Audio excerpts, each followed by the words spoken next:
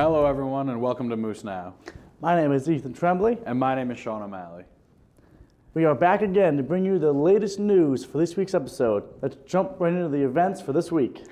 Do you like to watch movies? How about inspirational movies? I really hope so because Film at UU will be showing When the Storm Fades. This film follows a well-known, international young Canadian couple who uses their real-life experiences and memories of the Pablo family who survived the disaster to assist a family in the Philippines. In the recovery from the 2013 Sawyer Typhoon Haiyan on March 3rd from 7:30 p.m. to 9:30 p.m. in the McFarland Auditorium.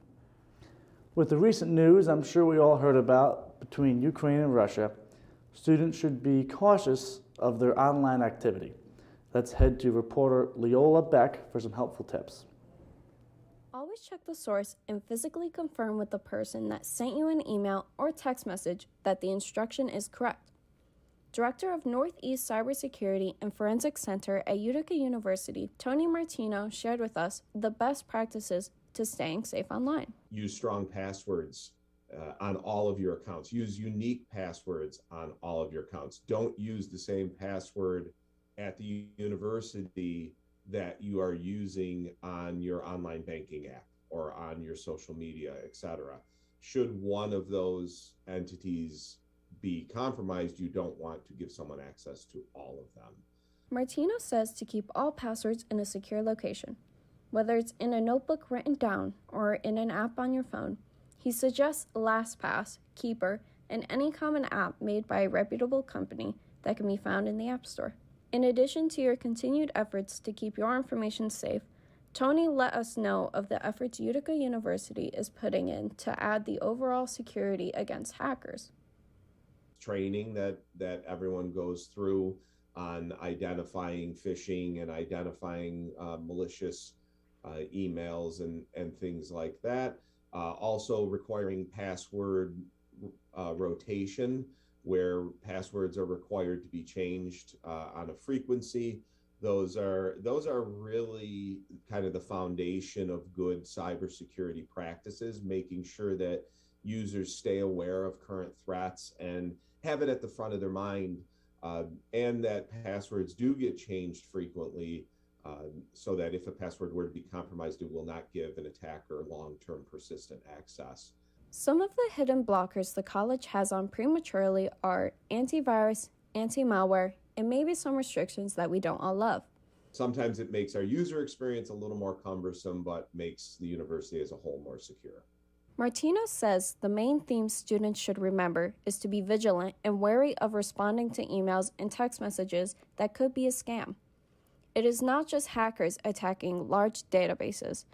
The reality is most attacks are relatively simplistic, and the most effective start with the individual user. If you see anything suspicious, get help fast. If you are on a university device, contact IITS. For your personal devices, shut it down immediately and get help. Reporting for UticaTV, I'm Leola Beck. Now, are you a sucker for sweets? I am.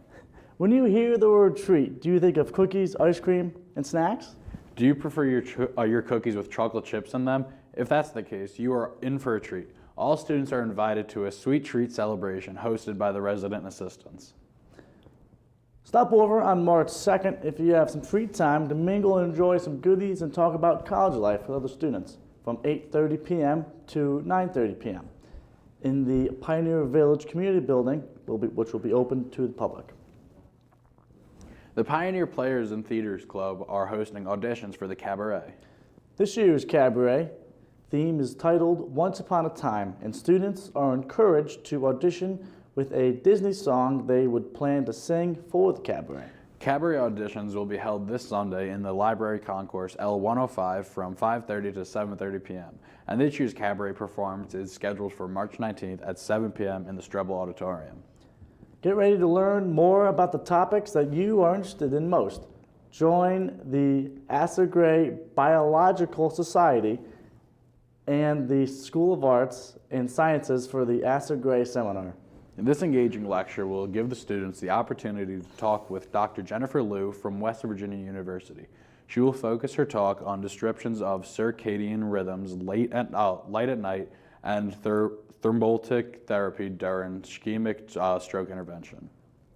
This seminar will take place on March 2nd at 12:30. It is completely virtual, and the link can be found on PioHub under the Events tab.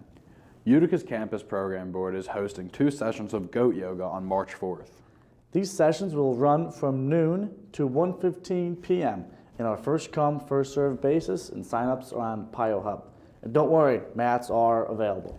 Come down to the library concourse to participate in this unique exercise. Does the midsummer slump get you down? Excuse me, sorry. Does the mid-semester slump get you down? Don't worry, student support services are here to help. And what better way to raise your spirits than with a game night? Join members Wednesday, March 2nd at 6 p.m. for a night filled with fun. Games scheduled to play are poker, sevens, and students can even bring their own favorite games. This event will be held in the trio offices located in Hubbard 112, the famous fishbowl offices. Let's head to Corinne and Brianna for this week's weather update. Pioneers, my name is Brianna Ajay and I'm behind Strebel right now. And with me, I'm with Alpha Chi Rho. Right now, they're doing a deep freeze event and to benefit the American Cancer Society. The temperature right now is 33 degrees, and for the rest of the weather for this week, let's head over to Corinne in the studio. Thanks, Brianna. Hello, Utica students. As always, my name is Corinne Bush, and I'm here to deliver this week's weather. Today, we are expected to get mixed flurries, a combination of snow and rain. We have a high of 39, a low of 21. Tomorrow, it is expected to be sunny. We have a high of 34 and a low of 17. Thursday, it's going to be a cold one with our high of 21 and a low of 0. Compared to the rest of the week, Thursday will feel like we're going backwards. But don't worry, Friday is giving us a high of 26, a low of 10. Saturday is kind of like our recovery day. It'll be a high of 35, a low of 28, and when you look up in the sky, you might see some clouds, but the sun might not come out too much. Sunday, the sky will be leaking. We have a high of 49, a low of 37, and we're supposed to get a lot of rain on Sunday. Monday, the rain continues with a high of 46. A low will just be above freezing with 32 degrees. That's all the weather I have for you this week. For your countdown to spring, we have just 19 days left. I was surprised when I looked at it, so you should be too. It's almost here. And by these temperatures, I am positive spring will be arriving on time. Back to you. Thank you. I can't wait to see the increasing temperatures in the coming weeks. A good way to relax after a few morning classes is to come down to a Jackson Hour Lunch Series event. This week, the School of Arts and Sciences will be hosting the Hamilton College Saxophone Ensemble. Come and enjoy a bit of soothing music in the library concourse on Wednesday, March 2nd from 12:30 to 1:30 p.m. March is International Women's Month. Join the Golden Z Club right here on campus for trivia night. Use this time to relax, pamper yourself, and spend time with friends. Learn about influential women in history in PioCath on International Women's Day on March 8th. The fun is scheduled to begin at 5 p.m., but doesn't start until you show up. Members from the Golden Z will provide snacks, creative games, self-pampering, masks for you to use or take home and enjoy in the comfort of your own space. This is a perfect night to take a break from your midterms as well. Contact Corinne Bush at ccbush@utica.edu for more details. Come have a conversation and leave with a friend at Banter with Ben. Tuesdays at 2, success coach Ben Young will be at the Thurston Hall, the Hislop Auditorium. The event will take place from 2 to 3 p.m., so don't miss out on a great conversation where you can learn about Ben and your peers. Let's head to Ryan for an inside look at the Utica dance team. Thanks, guys. Hello, everyone, and welcome to our second episode of Club Hub, where each week we will talk about all the exciting clubs here on campus. Sitting next to me today is Sophia, who not only works in the admissions office as a student ambassador, but is the head choreographer for the Utica dance team. Sophia, thanks for taking the time to stop by today. Thank you for having me. So would you mind just telling our viewers a little bit about yourself and your major, where you're from, and other things you do here on campus? Yeah, definitely. So my name is Sophia. I am a second year in the nursing program here at Utica University. I am our head choreographer for our Utica dance team, as well as the Utica University Theater Department.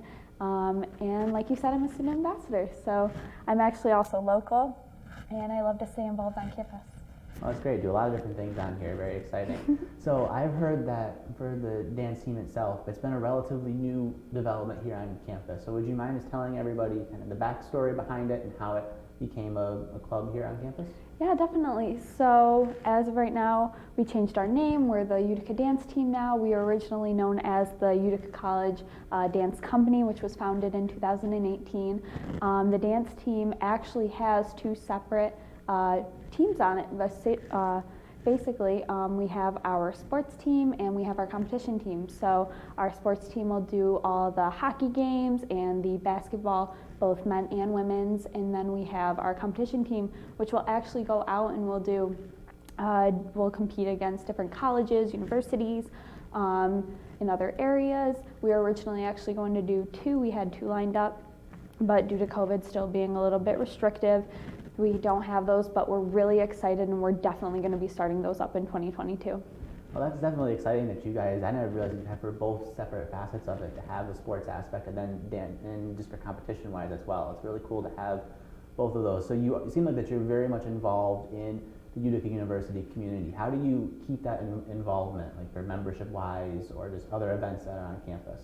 So with other events, we actually have Relay for Life coming up in the spring, so we're super excited about that, and we're hoping to find some more events that we can get ourselves involved with the community, because it's definitely a really nice way to both get our name out there, but also help our university out with like different events, and if they need people, it's just an awesome way to like collab with everyone.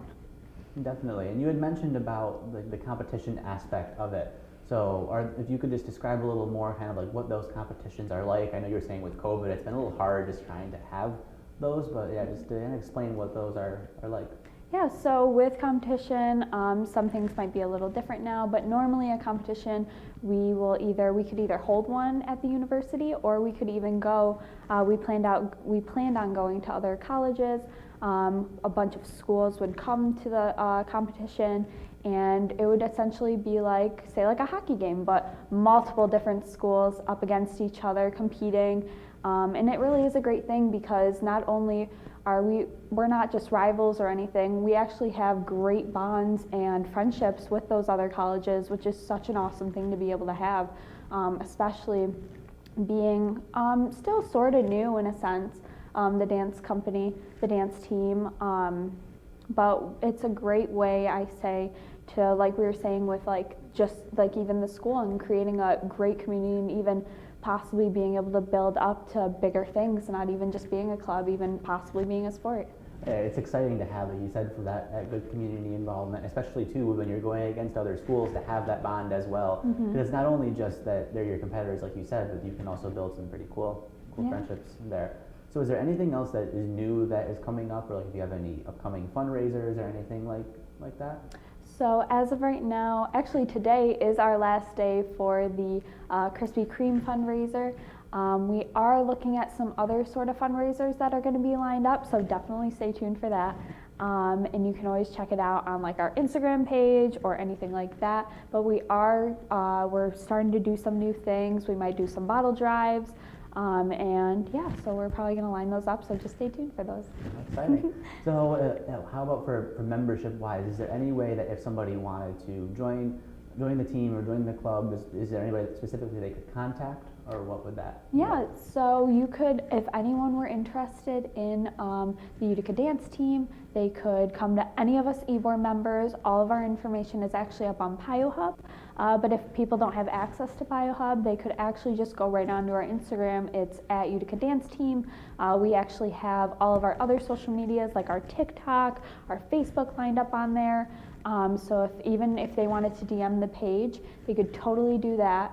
And then, yeah, get some information, because once we will audition again in our next semester, next year. And with that, like when you were asking about like the dance team and the two things, the way we do it is we'll have our auditions like the first kind of week to get that out of the way for the students, because we know that everyone's super busy with classes. And we have them audition for the dance team in general. And then if they make it, once they make it for the dance team, they can actually try out for the competition team, which is just such an awesome thing, I think. Oh, exactly. And then one last thing. So do you have to have a dance background to join? Are you open for anyone for all experience levels, or what do you have? We're open for anyone to come on. If you have dance experience or anything else, that's great. That's super awesome. We love to hear people have experience and a passion for dance and all that good stuff. But if you don't, and you're just looking to possibly do something and maybe like kind of do it a little more, say either not even on the competitive side, but on that like team-oriented side, just to have like a good community and like people to be able to bond with about things that you're interested in, we're definitely open to whoever. Oh, exciting. Good to hear for that. Well, thanks again for taking the time to come here, and hopefully you guys have even more for membership-wise in the coming semesters ahead. Yeah. Back to you in the studio. Thanks, Ryan. And that's all the news we have for you this week. To stay up to date with all that's going on around campus, check PioHub frequently, as well as the Daily Morning Mention emails. If you have an event you would like us to preview or recap for you, please let us know. Direct all requests to Francis Trevino, or stop by our studio location in the basement of the Faculty Center. Until next week, don't forget to Fear the moose.